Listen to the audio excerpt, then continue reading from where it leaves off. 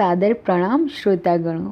मैं प्रीति उपाध्याय आज एक बार फिर आपका धार्मिक व्रत कथा की YouTube चैनल पर हार्दिक स्वागत करती हूँ। और आज मैं आपके सामने लेकर आई हूँ बिल्वपत्र की महिमा और महत्व। मित्रों, अगर आप इस चैनल पर नए हो तो हमारी इस चैनल को सब्सक्राइब जरूर करें।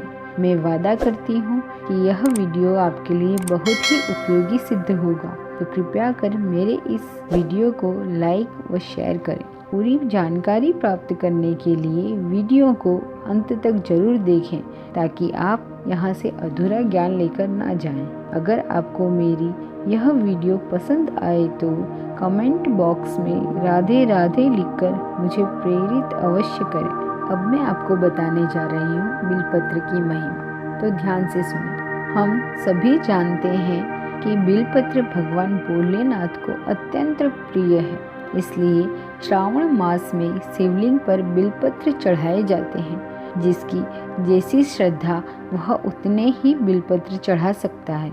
जैसे 11, 21, 108, 1008 इस तरह बिल्वपत्र धार्मिक दृष्टि से तो सर्वश्रेष्ठ है ही, परंतु इसमें असंख्य औषधीय गुणों का भी समावेश होता है, जिनसे हम आज तक अवगत नहीं थे। कहा जाता है कि तीनों लोकों के पुण्य स्थान और तीर्थ स्थान बिल्वपत्र के मूल और जड़ में निवास करते हैं, क्योंकि स्वयं भोलेनाथ बिल्वपत्र की जड़ों में निवास करते हैं। हम सभी जानते हैं कि बिल्वपत्र शिवलिंग पर चढ़ाए जाते हैं, परंतु बिल्वपत्र का पेड़ स्वयं पूजनीय है, यह भी एक सत्य है। बिल्वपत्र के पेड़ को जल चढ़ाना चाहिए।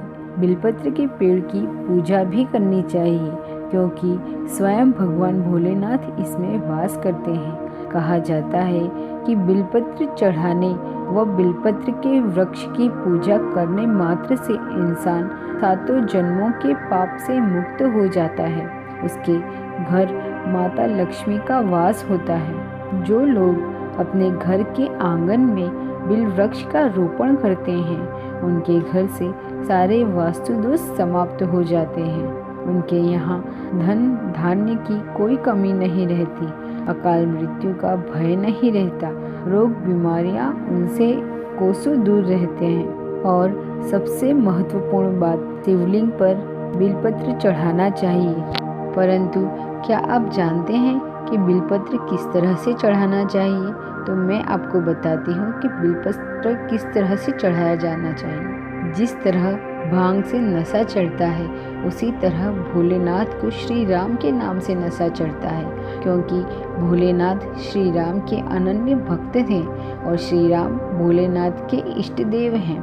इसलिए जब भी बिल्वपत्र चढ़ाएं, उस पर श्री राम अवश्य लिखें, जिससे भोलेनाथ अत्यंत प्रसन्न होते हैं। बिल्वपत्र के सीधी सतह पर अर्थात चिकनी सतह पर श्री राम लिखकर उसे शिवलिंग पर ऊंधा चढ़ाना चाहिए, ताकि वह चिकनी सतह शिवलिंग को छुए, न कि उसकी दरदरी सतह। शिवलिंग पर बिल्वपत्र चढ़ाने से माता लक्ष्मी भी बहुत प्रसन्न होती हैं और आपको धन दौलत से परिपूर्ण कर देती है। परंतु इसके अलावा भी अर्थात बिल्वपत्र धार्मिक दृष्टि से परे औषधीय दृष्टि से भी बहुत उपयोगी सिद्ध हुआ है, या यूं कहें कि बिल्वपत्र औषधीय गुणों की खान है। बिल्वपत्र या बिल्वपत्र के फल के सेवन से अनेकों रोग या अनेकों आनुवांशिक रोग जड़ से खत्म हो जाते हैं। जैसे कि पुराना रक्तचाप यानी हाई बीपी को जड़ से मिटाने में बिल्वपत्र बहुत ही अच्छी भूमिका अदा करता है। इसके लिए आप बिल्वपत्र के पत्ते का काढ़ा बनाकर पी सकते हैं, जिसके लिए आपको 1 गिलास पानी लें, उसमें बिल्वपत्र के पत्ते कूटकर डाल दें और आधा होने तक उसे उबालें। फिर प्रतिदिन सुबह सेवन करें, जिससे पुराने से पुराना रक्तचाप या हाई बीपी भी जड़ से खत्म हो जाता है। बिल्वपत्र बुढ़ापे की रोकथाम में भी उपयोगी सिद्ध हुआ है। जैसे कई लोग उम्र से पहले ही बूढ़े दिखने लगते हैं, बालों में सफ़ेदी आना, चेहरे पर झुर्रियाँ पड़ जाना, इन सब चीज़ों की रोकथाम के लिए भी बिलपत्र के पत्तों का, बिलपत्र के फल का उपयोग किया जाता है। इनका सेवन किया जाता है सही तरीके से तो आप जवान दिखेंगे। इम्यूनिटी को बढ़ाने में भी बिलपत्र बहुत ही उपयोगी सिद्ध हुआ है। वैसे भी आज के ज़माने में जहाँ कोरोना वायरस का इतना प्रकोप फैल रहा है, वहाँ हमें हर तरह से प्रयत्न करना चाहिए कि हमारी रोग प्रतिकारक क्षमता बढ़े। इसके लिए आप बिलपत्र के पत्तों का सेवन अवश्य कर सकते हैं। बिलपत्र डायबिटीज़ में भी बहुत फायदा करता है। गुप्त रोगों के निदान में अविश्वसनीय रूप में उपयोगी हो सकता है ये बिलपत्र। स्त्रियों के मासिक धर्म में होने वाली पीड़ा और अनियमितता के रोकथाम में भी उपयोगी साबित होता है ये बिलवृक्ष के पत्ते व फल। आँखों और कानों के रोग में भी बिलपत्र उपयोगी साबित हुआ है। इसकी पत्तियों को उबालकर उस पानी से आँखें धोने से आँख की पीड़ा खत्म होती है, जैसे कि मोतिया निकल जाता है, कम दिखाई देना बंद हो जाता है, रात में अंधापन का भी निवारण होता है और कानों में बहरापन, कम सुनाई देना जैसे रोगों में भी राहत मिलती है बिल के तेल से।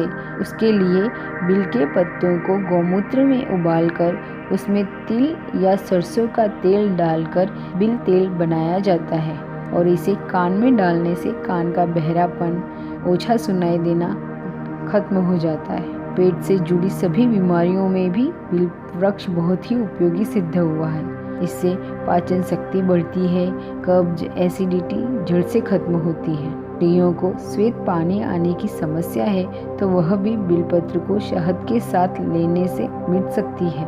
जुखाम, खांसी, बुखार में भी बिलपत्र के पत्ते और बिलपत्र का फल बहुत ही उपयोगी सिद्ध हुआ है। बवासीर में भी बिलवृक्ष बहुत ही उपयोगी है।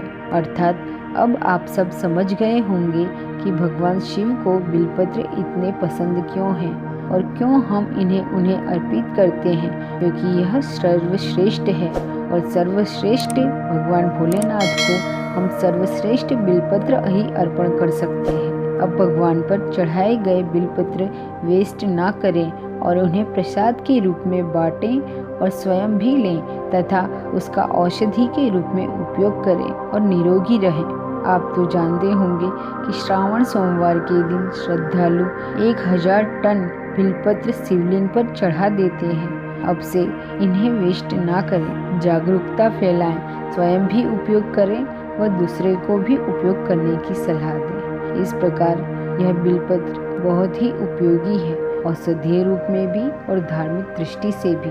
धार्मिक दृष्टि से भी बिलपत्र सर्वश्रेष्ठ है तो औषधीय रूप से भी बिलपत्र सर्वश्रेष्ठ है। इस वीडियो को अंत तक देखने के लिए मैं आपका अभिवादन करती हूँ। धन्यवाद।